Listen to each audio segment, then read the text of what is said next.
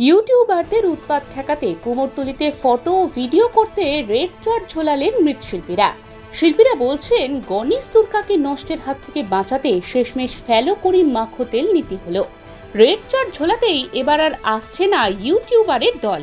ব্যাস, দিব্যি শান্তিতে রয়েছেন মৃৎশিল্পীরা।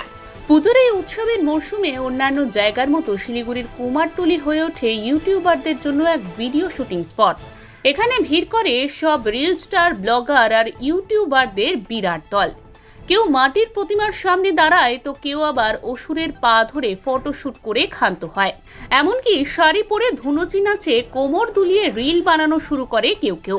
পুজোর আগে কুমোরটুলিতে যেন এক অলিখিত শুটিং এর আখড়া বানিয়ে ফেলেছে কোনো ইউটিউবাররা। আর এই লাইক, কমেন্ট ও সাবস্ক্রাইবের জেরে এবার তিতিবিরক্ত মৃৎশিল্পীরা। আর তাই অতিষ্ঠ শিল্পীরা শেষমেশ এমন এক ব্যবস্থা নিলেন যা শুনলে আপনিও চমকে উঠবেন। আসলে প্রতিদিন লাইট, ফোন ও ক্যামেরা নিয়ে হাজির হওয়ায় কন্টেন্ট নির্মাতাদের উৎপাতে মৃৎশিল্পীদের কাজ লাটে ওঠার জোগাড়। শিল্পীরা অভিযোগ করে বলছেন, কাকু একটু হেসে তাকান, মায়ের চোখে তুলি ধরুন, এসব আবদার তো আছেই।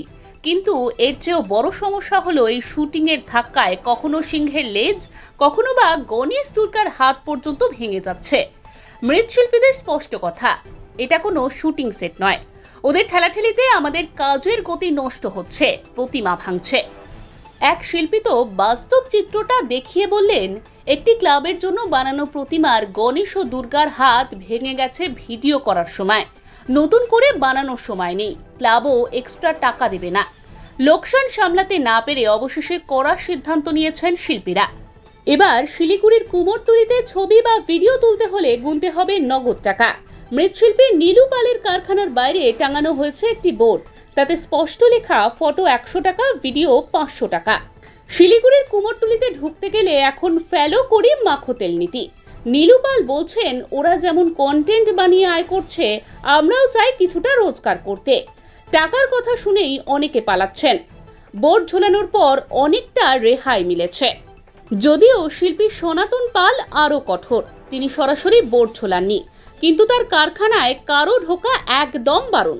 তিনি বলেন, এই শেষ মুহূর্তে আমরা খাওয়া দাওয়ার সময় পাচ্ছি না। এখন যদি এমন উৎপাত সহ্য করতে হয়, তবে আমাদের অবস্থা আরো খারাপ হবে। শিল্পীরা আশা করছেন, এই টাকার দেওয়াল তোলার পর এবার হয়তো ব্লগার, ইউটিউবারদের উৎপাত কমবে।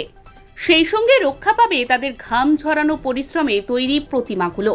কিন্তু প্রশ্ন হলো, ইউটিউবাররা কি 100 বা 500 টাকা খরচ করে কুমোরটুলির এই ফেসিলিটি নিতে প্রস্তুত? সেটা সময় বলবে। Bureau report, digital news Bangla.